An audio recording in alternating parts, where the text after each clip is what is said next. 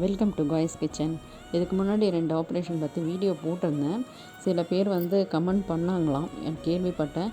இதெல்லாம் யூடியூப்பில் போட்டுக்கிறாங்க, இதெல்லாம் போடுவாங்களா அப்படின்னு. இது விளம்பரத்துக்காக பண்ணலைங்க, ஒரு அவேர்னஸ் வீடியோ தான் இது. இதை நிறைய பேர் என் ஃப்ரெண்ட்ஸ் என்னன்னு கேட்டுட்டு அவங்களும் ட்ரீட்மெண்ட்டுக்காக டாக்டரை போய் பார்த்து எல்லாம் ட்ரீட்மெண்ட் எடுக்க ஆரம்பிச்சிருக்காங்க.